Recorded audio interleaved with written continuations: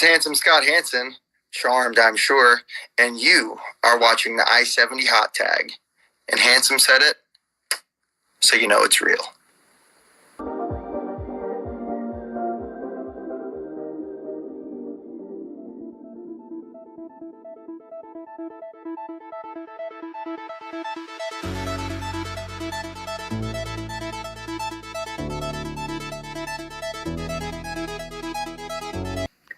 Hey, this is Colton Theron-Vaught, Must See TV, and you are watching the I-70 Hot Tag.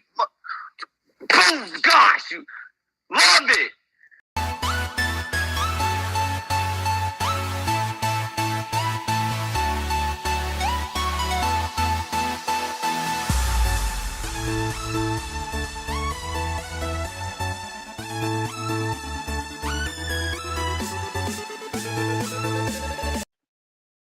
Hello. This is Mo Sweetness, and I am giving you some sweet talk because I'm the best who ever did it, and you can't keep up with it. Now you listen to the I-70 Hot Tag.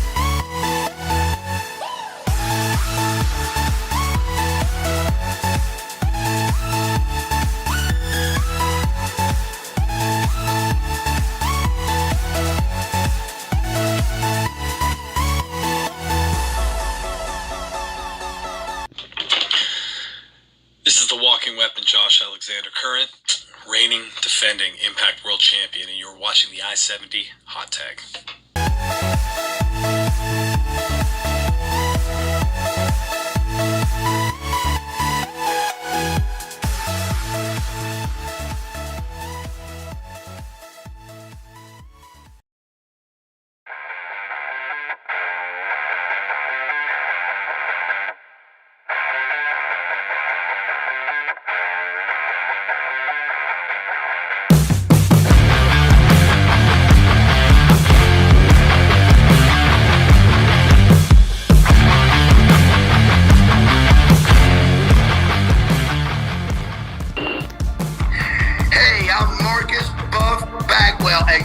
Watching the I-70 Hot Tag, baby.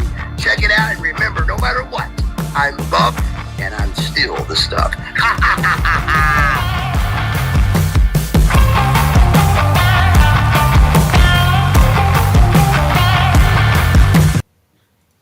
Oh boy, we're live.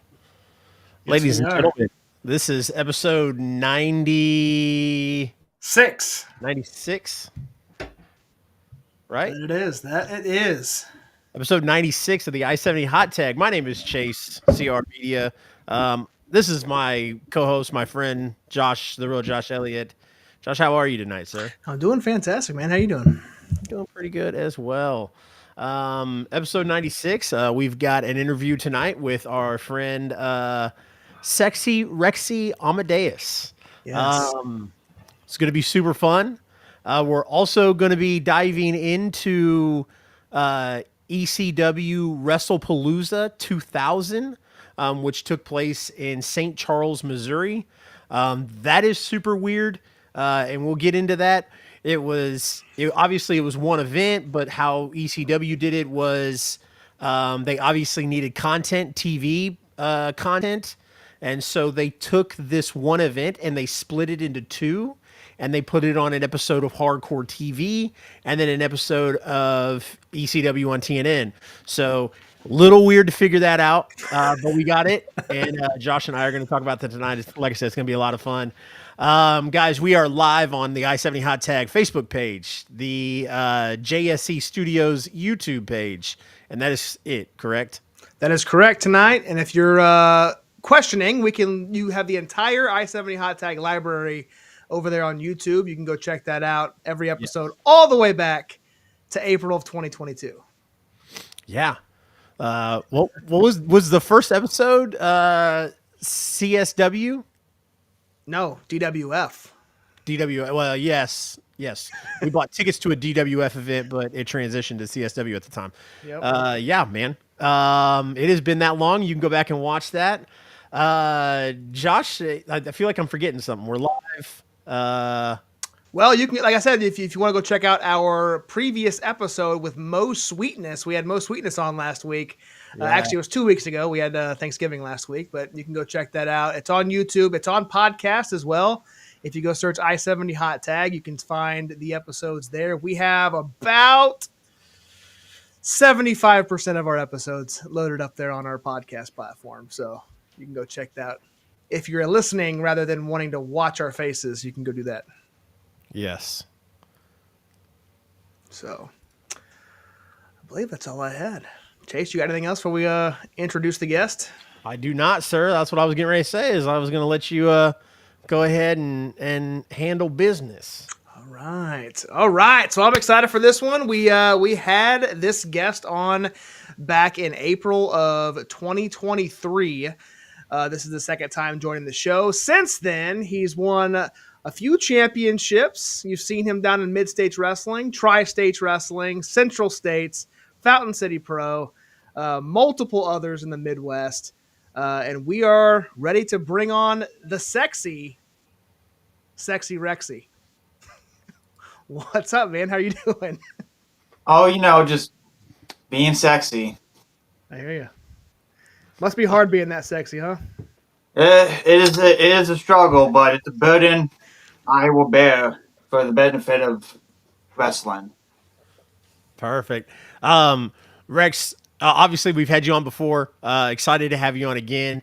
Kind of, want to dive into it. Talk to us about the transition from, the Rex Amadeus character from, a year ago into the sexy Rexy character. Like, where'd you pull your inspiration from? Like, what made you kind of like flip that switch?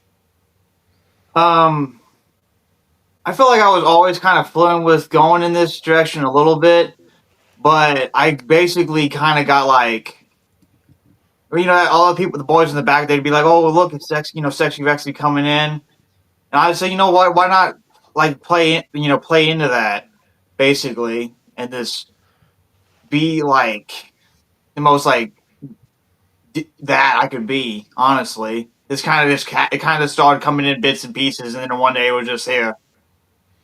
Was it more like down in mid states? Is that kind of where it formulated?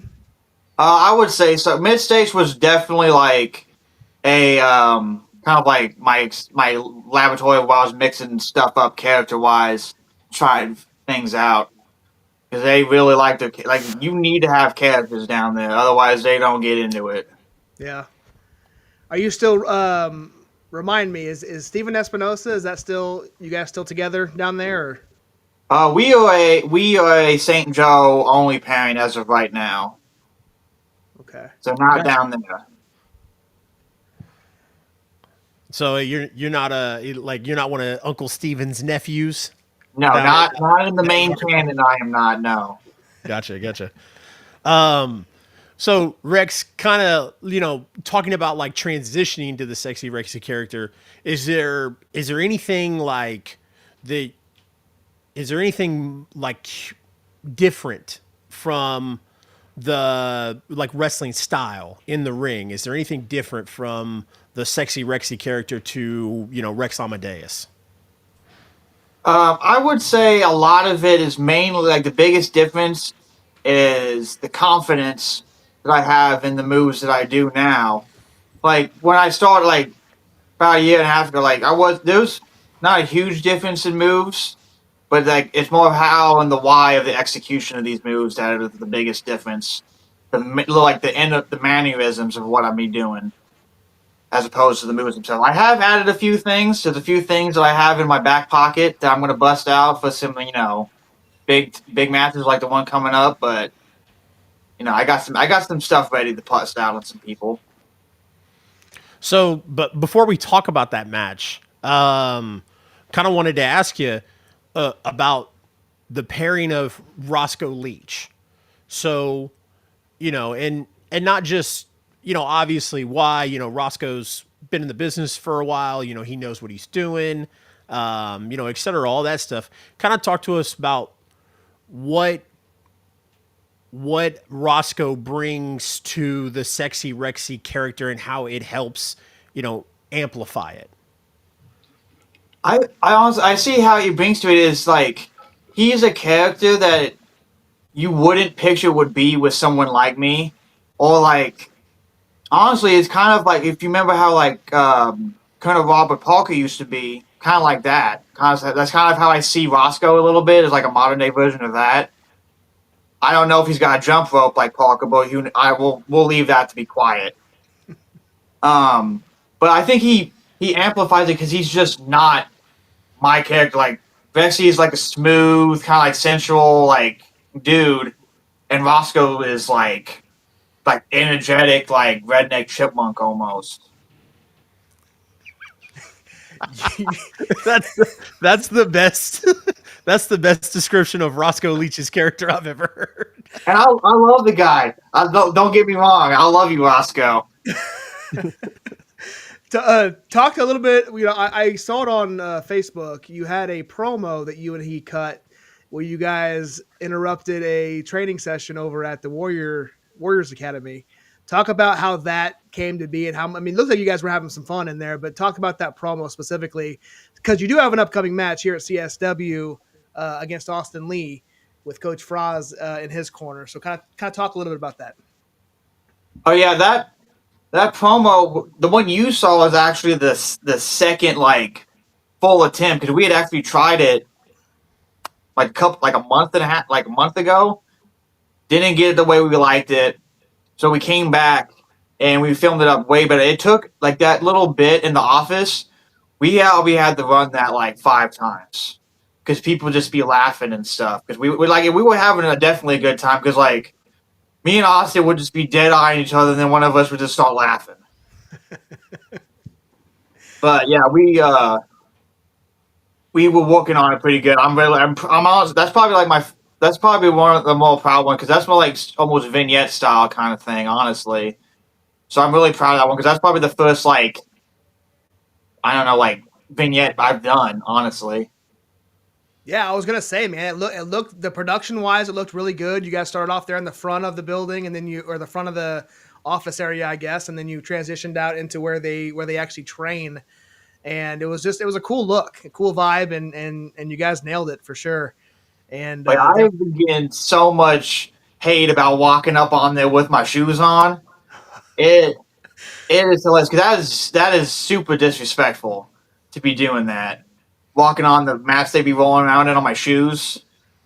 And then I said a comment where I was like, well, obviously I don't want to put my feet on where they would sweat and messing up everything. And I got told I got multiple DMs about it. I've gotten like I had the others involved in the video tell me they were getting a bunch of DMs about it. So yeah, I'm really happy with that. I was gonna say, you did your job. Yeah. So, you know, Rex, we kind of talked about like the places around Kansas City where where you are, and obviously mid states. So I mean, you've got like the Kansas, Missouri, Arkansas area kind of like covered there.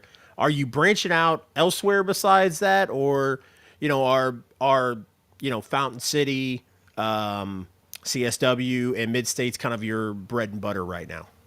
Right, yeah, right now those are my my home bases. I am adding 2 more as I don't on if you saw on Facebook. I have I'm now at Ozark Mountain Wrestling down in Arkansas. I have another. I will also be joining. They haven't announced it yet, but I will be in another promotion in in Missouri next year as well. So I'll let them announce that. I don't want to step on any toes for that. But yeah, I have a couple debuts coming up next year, and then trying to. I'm always looking to get farther out. Like I would love to get. I've been Denver before. I would love to go back out there. I would love to go to Chicago, obviously.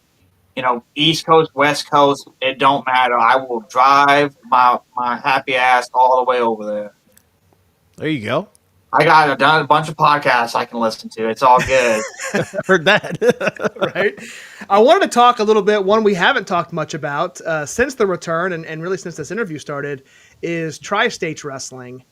And there for a while, you were carrying the tag team titles with the Monarch Jeremy Wyatt. Kind of talk about that pairing and what it was like, kind of carrying the tag titles for Tri-States and working with Wyatt as a partner. Yeah, that was we were champions for about a little over a year, and that was a very learning experience. Like a lot of, I feel like I've learned a lot. Like just watching Wyatt, I learned a lot. But wrestling, because it first started with me having me versus him for the U.S. belt. And then after that, then we transitioned to, oh, now I'm his tag partner kind of a thing. And he taking me under his wing in story and also kind of in real life as well, like working through things and stuff. It's hilarious because Wyatt will come up and be like, hey, we're going to do something simple. And then he'll do the most complicated thing anyone's ever seen ever and make it look like it's like easy as hell. Like, that dude is so good. It's infuriating how good he is. Yeah, But, it's criminal. oh yeah, I've definitely learned a lot from him. But there's a lot of times we'd be getting ready for like shows, and he'd be like getting in the ring, loading up, and then he'd look at me. He's like, "Hey, Rex, come on, let's roll around a little bit." I'm like, "Oh, well, time to get stretched a little bit." But it's how that's how you get better. You learn, Yeah, and and he that would was always get good on that stuff. Directing and all that. and the tag team pairing, like it kind of got funny there for a minute. I think I saw like a picture of you and him coming out wearing like some type of like get up Hawaiian. You guys were wearing like shorts, or it had tassels on it, is what I remember. I'm I'm trying to remember. I have my little like shawl thing that I wear. That could have been that. I did come out with a Hawaiian shirt for cutting a promo once, like a button up Hawaiian shirt. Yeah, But there was a picture of you and him coming out with the tag titles, and you guys were wearing some type of weird get up together. So I'll have to look at it. But yeah, I'm trying to think which one that was. I've been dropped in my head a couple times since then, so it's hard. that is very true. I've seen you get dropped on your head a few times since then. Well, we were talking to, who was it? Was it? I don't remember who told us. It was one of the interviews previous a couple weeks ago that we got wrestling coming back to St. Joe. Mid States is coming back. I believe he said sometime in December. I'm not seeing an actual date. Is that something you're going to be involved with? Do you know yet? I will not be involved in it this year. I will be out of town doing family commitments. But I would still go say to everyone in the area go out and support wrestling obviously because believe it's I think it's the 27th. 27th of December. I believe so. Okay. Yeah, because I know, Jason has been a couple times to a St. Joe show, and they don't have regular wrestling every month, and I know they draw pretty well up there, and they definitely are hungry for wrestling up in that area. So I know it was Chase. It was Mid States we went to. Was it last year? Yeah. Yeah, and they drew what, like it was like 300 or 400 people. Like they filled that building up. Yeah, They did really well. Yeah, that was Mid States. We've been to one tri-state show. It had Frank Varga and Warhorse on it. Yeah, And Tamagotchi. yeah. So Rex, tell us some of your other than the CSW show. Where are you booked over the next month or two? Over the next two, I'll have my singles debut in Ozark in January against one Mr. Bam Bam Malone. First time match right there. Looking forward to that. I have another show coming up in like February, but that's the one they haven't announced nothing yet, so I'm gonna keep that under wraps. Yep. But yeah, I have a lot of CSW and some other places I'm gonna be like running to trying to get my foot in the door, put in the miles in my car. So How many years have you been doing this, Rex? 4 years last October. 4 years. And what promotion did you get your start in? It's technically doesn't exist anymore. It's called Pony Express Wrestling. It was the place that my trainer was basically running as a vehicle to give his students matches, basically. Is that Niles? Yeah, Yeah. Niles' promotion he was doing that just basically to get us all matches and stuff. Then I had my first match with Dr. Ison in a tag match against Chandler Hopkins and Magnificent Malico. Magnificent Malico. I haven't heard that name in a while. Yeah. He's a good guy. He's a good guy to work with. Yeah. Rex, when you do travel, who are you traveling with? Are you traveling alone? You traveling with a significant other, or you got somebody who you ride with? It depends on the show. If I'm booked with people, I will go with people in the town. Like when I go down to mid stage, I'll hop in with like people like Luke and Jed and Scott sometimes, and all the Casey. It just depends on when we can leave.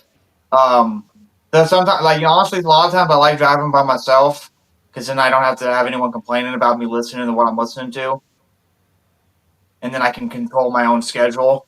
Yep.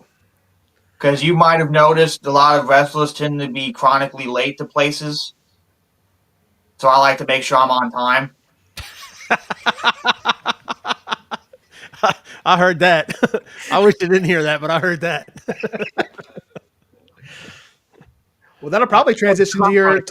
Yeah. I was going to say, because I'm chronically late. So, well, Chase, if that leads into your question that you like to ask each guest. yeah, no, I was gonna see if you had another one. So with that being said, Rex, if if you and me are going to St. Louis or we're going to Wichita for a show and we're riding together, what are we listening to, man? If we're listening to music, it's honestly, it can stretch out, but my general vibe is probably like late 80s thrash metal. Shocker. Shocker. Yeah, I like listening to a lot of old, like Slayer and like Megadeth and Anthrax and all them old school metal bands. I do listen to newer stuff too. Like I just had my rap show up, so I realized that I also listened to a bunch of 50s stuff. Like Elvis was my second most listened to artist this year. That's crazy. So yeah, my listening age was 86. Nice. So I listen to a lot of old school metal and then like anything that sounds good. But I listen, rap, like older country, but pretty much anything that sounds good, I'll listen to. K-pop, J-pop, it don't matter. Yeah. No, I like I've said, my music selection is really big, but man, if somebody would have held me at the edge of a cliff and told me to guarantee I could answer one question correctly, it would have been, what type of music does Rex Amadeus listen to? Because I would have said, oh yeah, late 80s, early 90s thrasher. Slayer, brother, your look and your gimmick has Slayer written all over it. So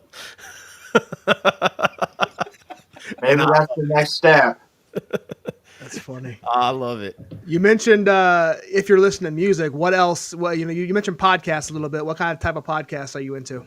Usually, I like listening to the wrestling history, like talking about old wrestling and stuff. Because especially since I've been wrestling, I have just been on a kick for 80s stuff. So anything about like old wrestling, like from the 80s, like I just finished up On's podcast. Love that when they were going through his career. That especially when they were still playing like the promos and the videos and stuff. I could hear him like cutting that stuff. I learned so much just from listening to that. Like I listen to the Cornette's podcast all the time. I listen to the Jeff Jarrett's podcast, the greatest wrestler of all time, obviously. Gotta listen to that.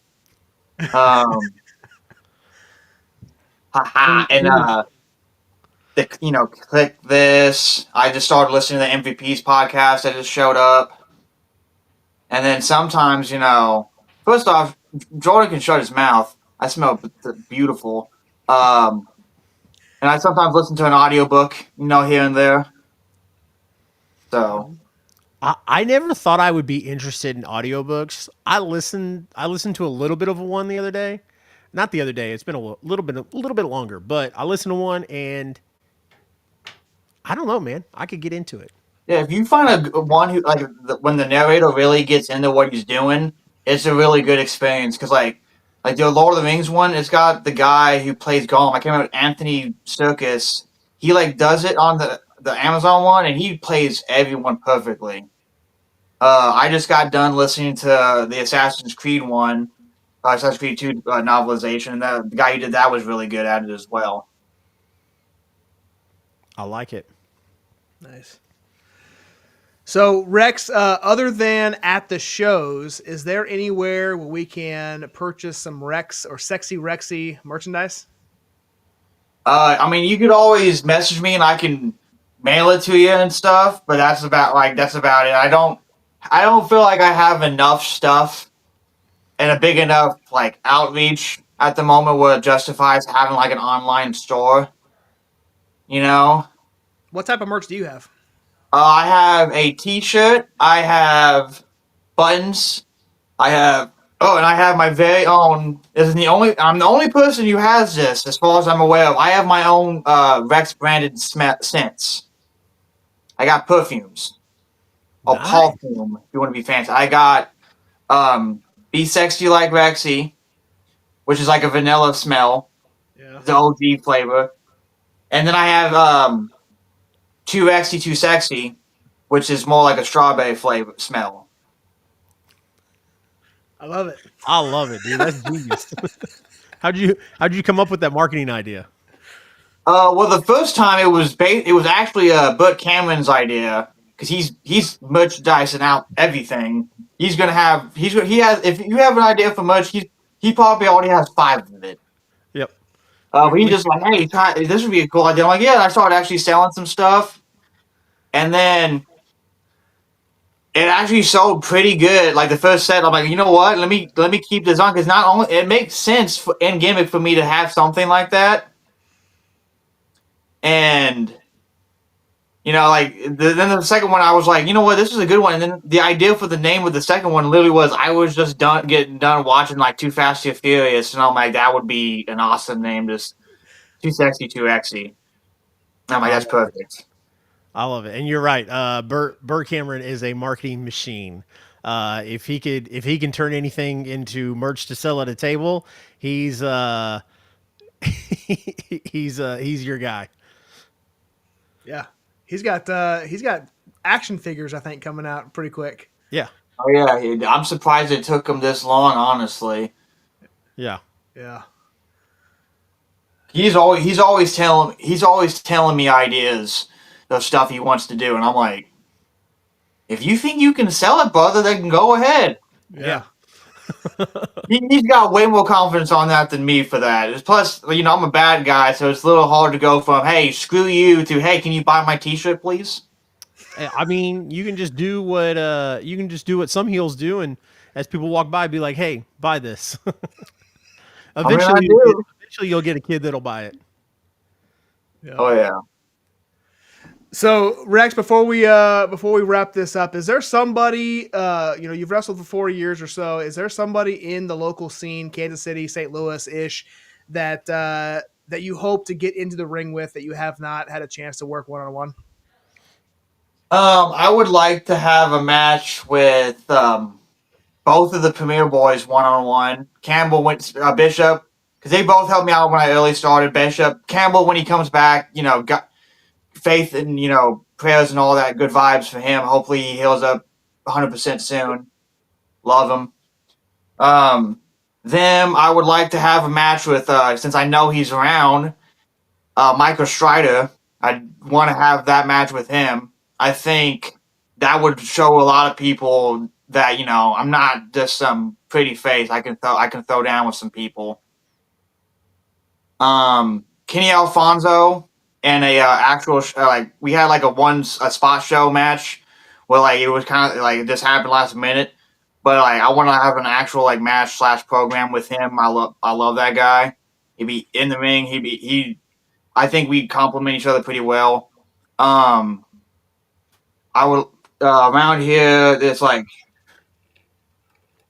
I mean, there's so many like good people here that I haven't had a chance to work with yet, but like that I would love to. Maybe give me some people besides Austin again, Lee for a little bit. We've this will be I was gonna our say, yeah, you and Austin have had like a kind of like a go back and whatnot. So, I think you guys did it at Mid States, and you guys have done it at Central States, right? yeah. If you count this match coming up, we will have had 7 matches this year. Whew, boy. And I see he's in the chat tripping and stuff. So you better watch his mouth. I have a good enough memory that I'll remember it on that day, and I'll show it to him. Yes, yes. So as we kind of close this out, let's talk about that December 13th. I mean, we're 9 days away now. Central States, man.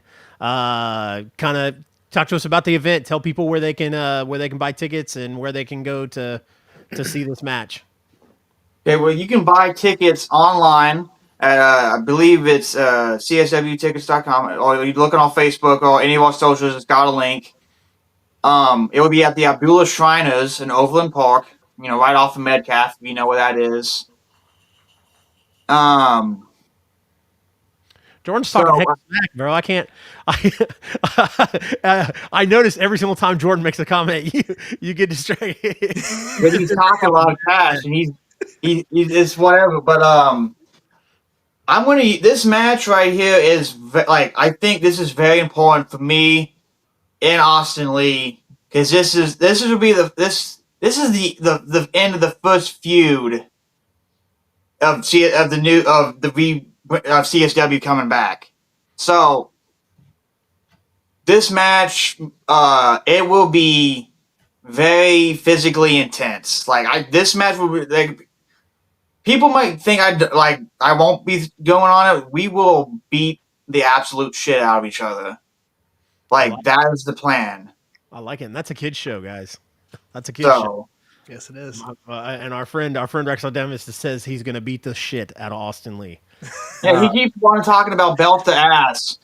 You better back those words up on Saturday. So, absolutely. Obviously, the favorite part of the show, Rex. I know you've done it once before. We always like to get fresh ones. So we'll get you center screen, full screen. When we do, turn the gimmick all the way up to 20 and give us your best. Hey, this is Sexy Wrexy, and you're watching the I-70 Hot Tag. Okay. All right. You start when you get to full screen.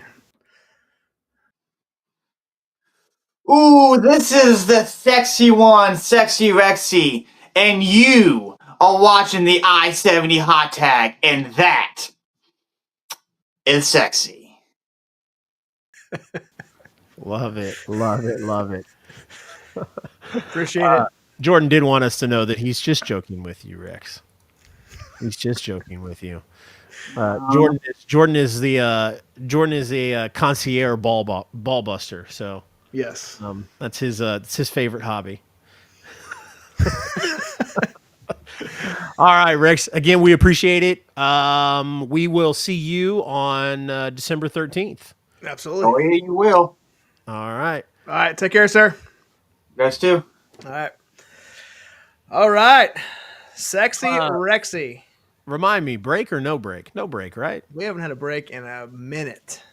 Yeah. We don't even plan for breaks anymore, do we? Yeah. We used to have a sponsor commercial. We used to have something fancy. Ain't nobody got time for that. Yeah. We got stuff to get through. We got ECW Wrestlepalooza 2000. That we do. Nothing wrong with this event. It was very weird. Obviously, kind of before we get into this, ECW was very niche. You weren't especially in the year 2000, ECW was very, underground, like, especially because the internet wasn't as big as obviously it would become in a few years with like dirt sheets and stuff like that. So again, like it was obviously being 10, 12 years old, you knew that ECW was on pay-per-view and you knew that the ECW had a show on TNN. But man, there wasn't reruns of it. There wasn't, you know, and if you were watching mainstream wrestling, WCW and WWE, you were recording 5 hours on a VHS, which is completely different than it is a DVR now. Yeah. So, trying to go back and watch these things and be like, man, like, what do you remember? What do you don't remember? Was really hard. So it was like watching something completely new. Yeah, and I'm going to be brutally honest here and say that I was not an ECW fan growing up. I did not watch ECW, and this week was the first time I had ever watched a full, I've seen matches, a full ECW event from start to finish. Really? So, like, even a pay-per-view? Correct. Never watched it from start to finish. I was Really? always... Go ahead. Did you watch, like, the WWE one-night stands? Nope. I was in the 90s and in the up until about 2000. I was WCW exclusively. Then I switched to WWE, but I never made a switch, check, nothing of ECW. This is my first experience, which we're gonna get into it. But it was a wild introduction to an ECW event for sure. The events were good. Like the two events, like watching them together as one was fine. It was very like it was just weird because when you said WrestlePalooza, I was like, oh yeah, that I'm sure that's a pay-per-view. Sure we can. And then like I'm trying to find it, and the only thing I can find online was fan cam footage. So then I'm like searching more on it, and I had to look at Wikipedia, and then that's when Wikipedia was like, oh, they took WrestlePalooza, they split it into two events, and it would be like WWE hosting a show and then splitting it up and replaying it on Raw and SmackDown, like they used to do for like Tribute to the Troops or some shit. Yeah. And the reason why we're doing this show is to kind of keep with the theme of covering local wrestling. I forgot to mention that part. Yeah, no, you're good. This happened in St. Charles, Missouri. Yes. Which is crazy because, you think when you're seeing wrestling in Missouri, you're either going to see Kansas City or St. Louis. This happened in St. Charles, not that far away from it's like the Cable Dahmer Arena in Kansas City. It's Independence, but it's really, St. Charles and St. Louis. So. Yeah, love the Jury Inn in St. Charles, by the way. It's a great place. Shout out to Brian J, baby. We always stay at that one or the St. Peter's one, but it's usually the St. Charles one. Yeah, so. St. Charles is a good town. Funny story. Obviously because the internet wasn't big and we weren't internet kids yet. Because the internet didn't become bigger until we got into like the pre-teens, early teens, whatever. The only reason I knew about ECW was because of Matt Tiller. So really, yep, that was I had no idea who Taz was, and then we had wrestling action figures, and Matt used to take like black magic markers and paints and make like his own like people. So he took like a version of a rock figure he had and like painted over it and turned it into Taz. And that was how I found out about Taz. I was like, oh, who's Taz? Then yeah. Rest is history from there. Let's get into this, man. Let's do it. You're gonna lead the matches. Jordan says we want to do WrestleMania. What do you mean we want to do WrestleMania? Do we want to go to WrestleMania? Yeah, I think that's what he wants. Yeah, no way. It's way too expensive. I was gonna say you pay my way, I'm down. Yeah. The 1 year I went, obviously, like, it was right after, especially like in California, because California like extended their COVID restrictions for so long. COVID had literally just ended in LA when we went there for WrestleMania.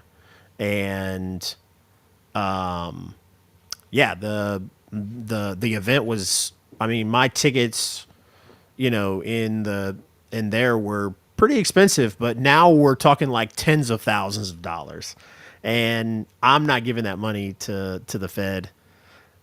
So that's not going to happen. I will gladly, Jordan, if you want to talk about going to LA or Vegas, and we do like WrestleCon or like the whole WrestleCon week. There's so many, like, not WrestleCon, but the whole WrestleMania week. There's so many indie events and indie companies that are running. It would be a fun time.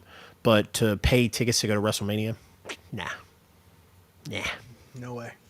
Yeah. No way. Yeah. All right. So which show aired first? TNN or Hardcore TV? Hardcore TV did. But what's funny, so again, good event. Okay. But what's funny is ECW Hardcore TV aired first, but it was the second part of the event. I think that's why because I watched the Hardcore TV first because it showed up first, and I'm like, Well, because it was the one that going aired on? first, so that was the one I watched first. And then I'm looking at the results on Wikipedia, and I was like, "Wait, this is the second half of the show. What the fuck is going on?" Yeah. Yeah. So I did want to talk a little bit. So we start off with a Rob Van Dam sighting, and he Yep. comes to the ring, the crowd going absolutely apeshit for him. Obviously, this is hot RVD territory. And dude, the ECW intro felt like it took 7 minutes. Like, it was an extremely long intro. I don't know if that was like a normal intro or something they just did on WWE. I'm not sure, but it was super long.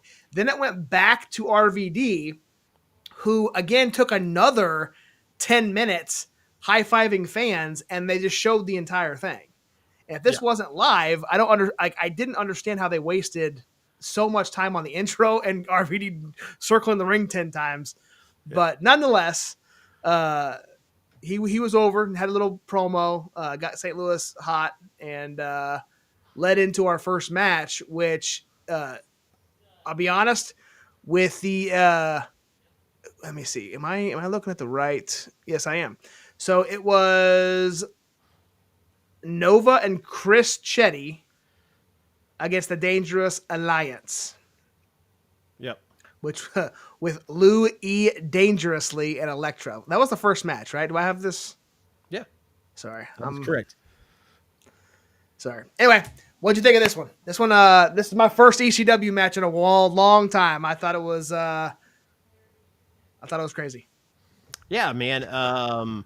Nova and Chris Chetty were always like a tag team that, when we got into ECW later on,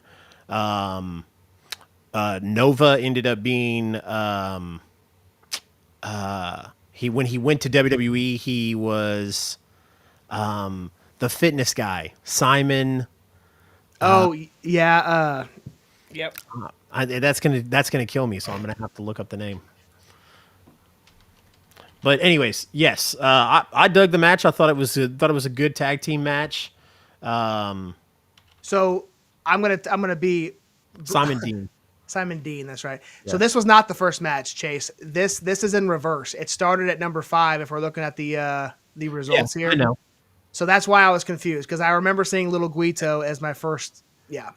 Anyway, nonetheless, we're gonna go in order of what Wikipedia is saying, and that was fine. I wasn't gonna say, because like I said, if you look, the matches 6, 7, and 8 were on ECW on TNN on April 21st, which I think was April 20th actually.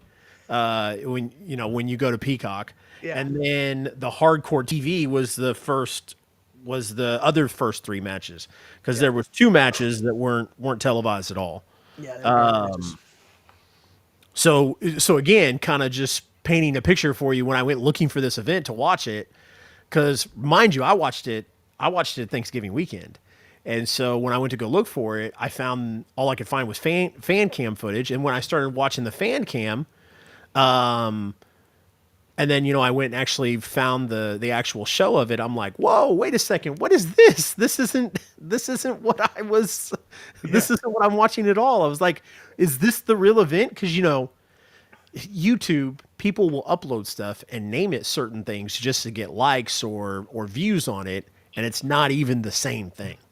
Yep. So yes. Do you want to skip to the next match, or did you? Yeah. We had the second match of this event, Hardcore TV, was Super Crazy versus Kid Cash. Well, wait a second. You didn't give your input on the tag match. Oh, sorry. So this was my first introduction to Lou E Dangerously, and I had to take like multiple looks, and I'm like to realize that was not Paul Heyman. That was Louis Dangerously. And I was like, dude, he looks so different. And finally I was picking up what they were putting down. But I thought this match was good. I think the matches got gradually better. I know we're going in reverse, but this match was a little bit better than the last. And then obviously way better than the first, but I enjoyed it. I really did. This was the favorite of the Hardcore TV matches. What'd you think about the Super Crazy versus Kid Cash? That was a fun one too. I liked Super Crazy. Both. I don't know what he did or how well he did in ECW. He had a decent, a run in WCW, but he had a little bit more freedom, I guess you could say, here in this match. And then I don't know a lot of Kid Cash, and I haven't seen a lot of Kid Cash, but the match was pretty good, man. Again, like the way it started for me, starting off with the tag and then going, it got gradually better as the night went on. So I was a fan of this, and I've always been a fan of Super Crazy. Yes. Dean Houston, what is up, sir? We are talking about ECW Wrestlepalooza, which was in St. Charles, Missouri. We are breaking that down. No, Super Crazy was always one of my favorites. I was super excited when he went to WWE, at the time. And, like WWE was trying to research the cruiserweights. So, I think they had Kid Cash in there as well. Yep. They tried to do the Mexicools with Super Crazy and Psychosis and Juventud. But this era of Super Crazy, like, is like my favorite. So, Kid Cash, always thought Kid Cash, he's a very good wrestler. But I don't want to say the ick, but obviously his gimmick was like ripped off of Kid Rock. So it was always like, but yeah. But it was 2000, 2001. Kid Rock was cool.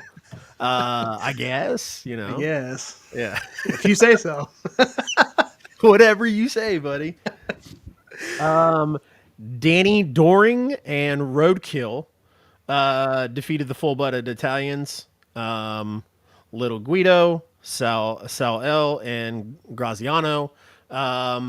Funny, I was never like familiar because like obviously going back and looking or like going back and watching ECW, I watched some stuff. I didn't watch everything. So I haven't watched it.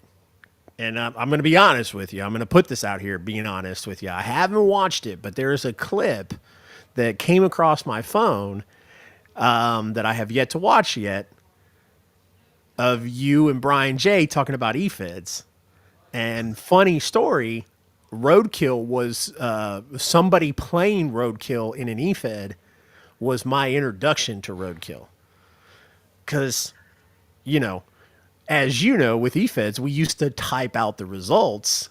And so when I would type out the results, I had to do research on some of these guys to know what their moves were. And so when somebody joined our EFED as Roadkill, I was like, So then that was my introduction to him. Well, this event was my introduction to him. I had I did not recognize Danny Doring. I did not recognize Roadkill. I did not recognize Sal. Obviously, I know Little Guido, but See, Road. This is what's cool about doing this is because we can go back and look and see again things that you were introduced to because you never watched any ECW at all. Yeah. Going back and we're not just going to do this with ECW. I'm sure we're going to come across some NWA events where we're like, oh wow, that person was there. Yeah. I mean, hell. Says, hey fellas. Yeah. What's up, Beckerman? Appreciate Yes, you tuning sir. in. But yeah, speaking of, kind of on a side turn, when we knew some of these WWE main eventers, heavyweight champions, well before they made their television debut because of E-Feds. Like Tyler Black, Yeah.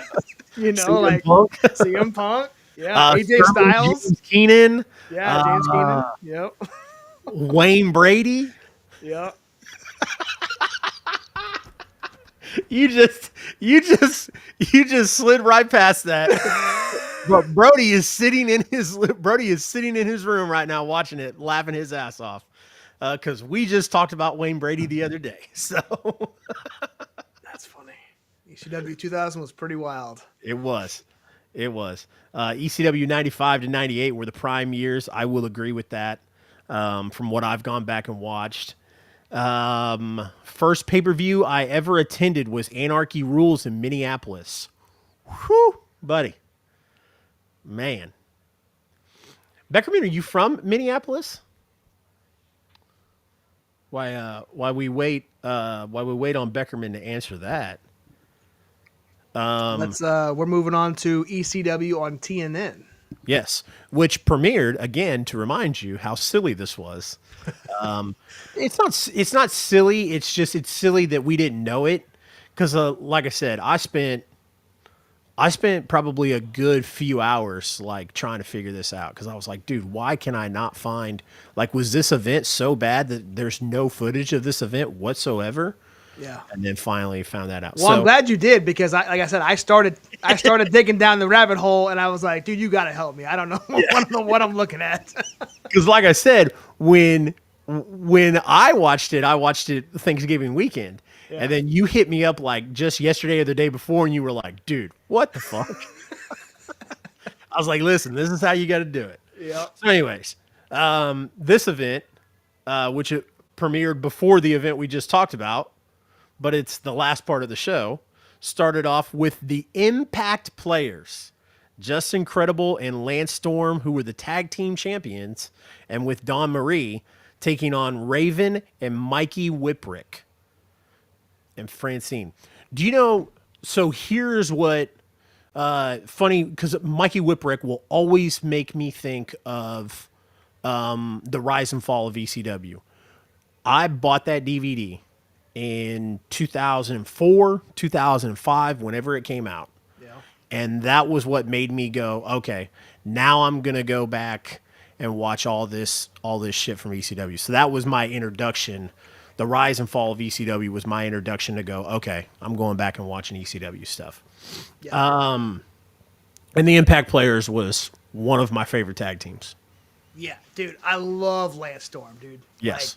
One of my favorite, most underrated wrestlers of the 90s and early 2000s, Lance Storm. Yeah. Loved me some Justin Credible, too. Maybe, guys going through a rough patch right now, but still love me some old Justin Credible. So. Yeah. I didn't realize, see, again, me not watching ECW, I didn't realize Dawn Marie was in ECW. Yeah. Before WWE. Lita was in ECW before WWE. WWF, Dawn Marie, bro, there were so many people, and that's why, regardless of how you want to look at it, from a retrospect, that's why WWE gave them not handouts, but kind of gave them opportunities. You know, they did an ECW invasion on Raw. They sent Taz back there after Taz signed with WWE. Taz came back with the ECW title to showcase it on WWE TV. Like, that's weird to do, you know, knowing who Vince McMahon was and how the business was done. You know, could you imagine Vince in 2009 throwing TNA a bone like that? Like, that was, to, you know, us growing up, that was weird. You go back and look in the 90s when he did that to Paul Heyman in ECW, and you understand why, because Vince knew that they were doing what they could, and Vince was not not trying to say take or poach, but, you know, was signing their talent. And that's obviously a loss for them. Yep. And this was obviously after the Flock, before the WWE debut here for Raven. So Yes. One of Raven's last days. Yeah. Yep. So, absolutely. Next up, we've got a pretty short one. Rhino took on Scotty Anton, ended in a no contest. Rhino was with the Network at the time. Yep. So only went just over 2 minutes. So He's love me some Rhino, man. Oh yeah, his ECW singlet always reminded me of Crush. Yeah. Oh yeah. Yeah. From yeah. Yep. Agreed. Yep. Just say it. He sucks.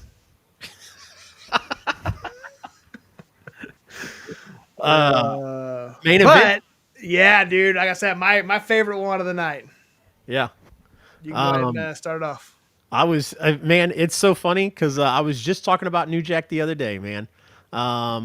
My favorite clip, no matter how sad I am, I could be having the worst day of my life, and I will open up my phone and play the clip of New Jack talking about throwing Vic Grimes off that scaffold, and it makes me feel better.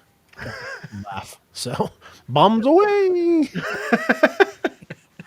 But no, man, this one was crazy and it was fun. You know, and that's kind of like the niche we talk about with ECW at the time. It was very grungy. It was very indie like. It was very, you know.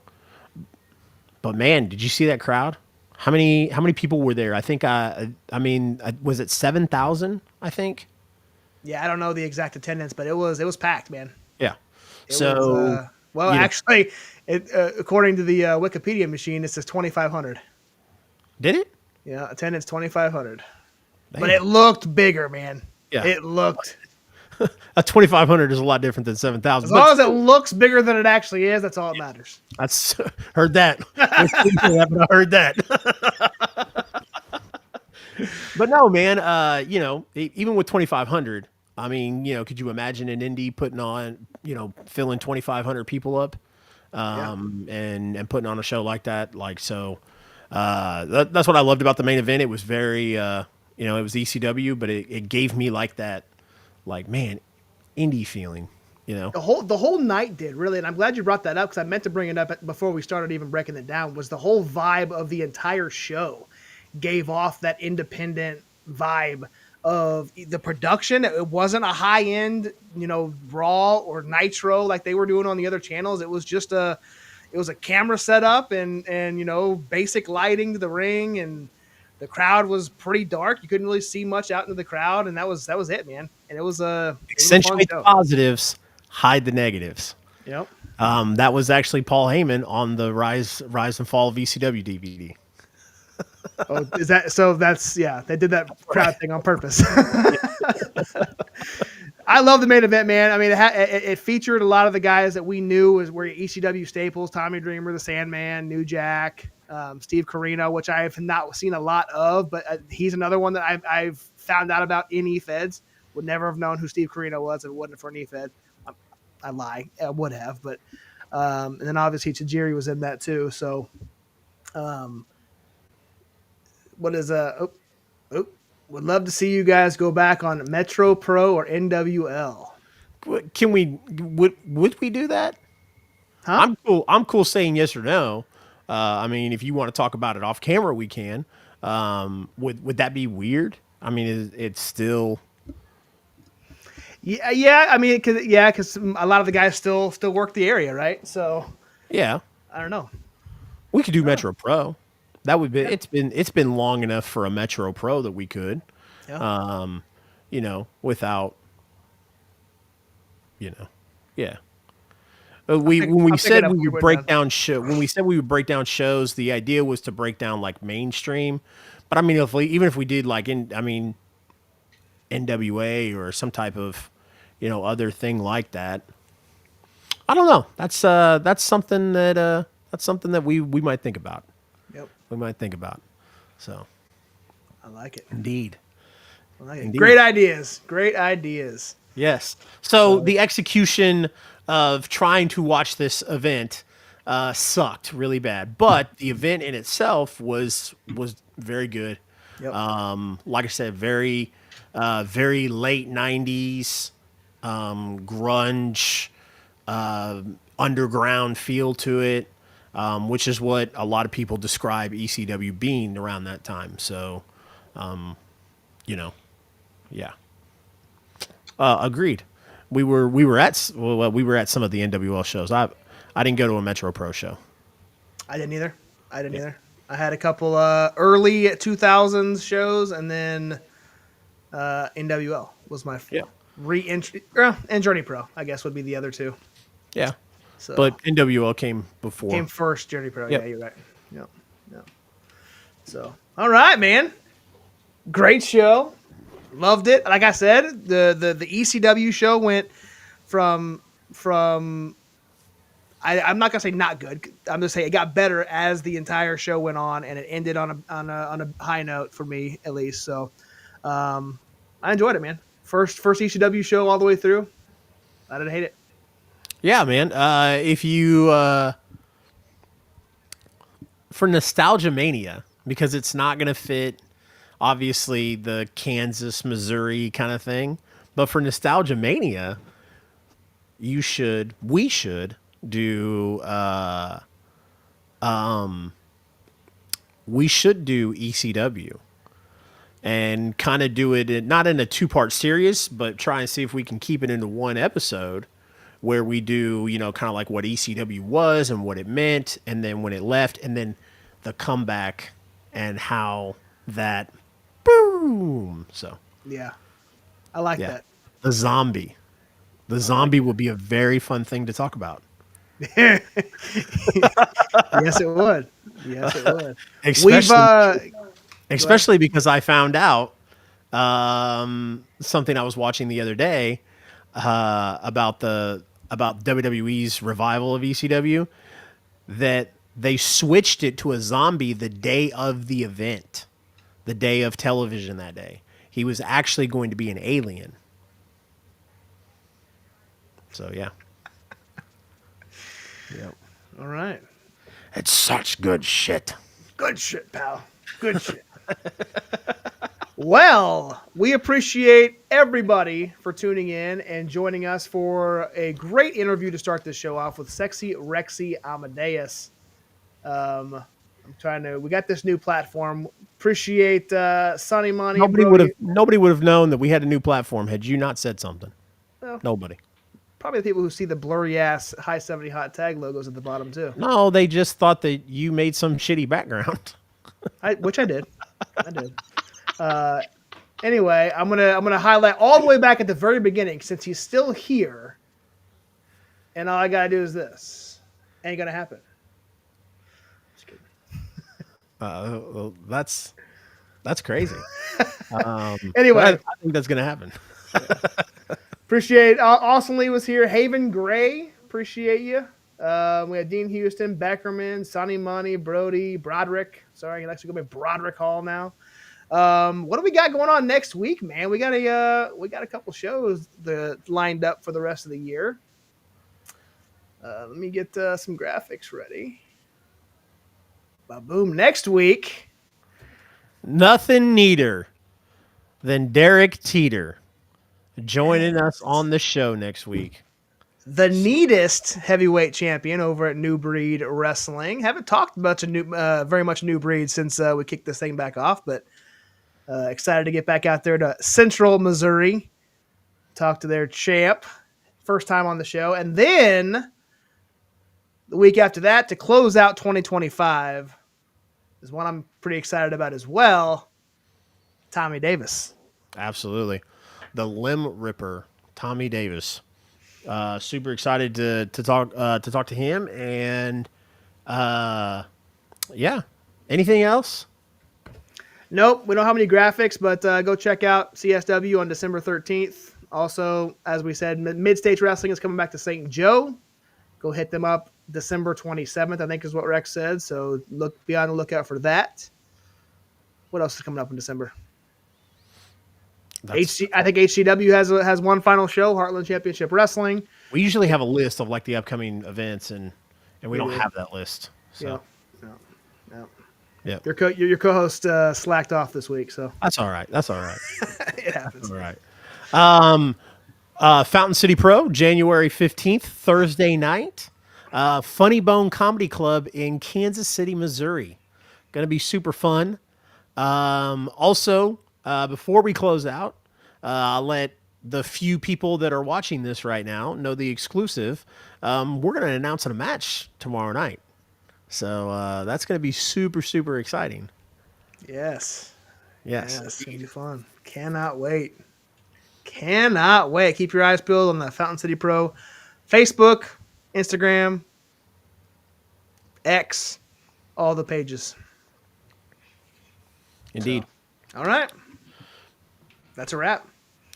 Yep. Let's close us out with that. That's a wrap. That's a wrap.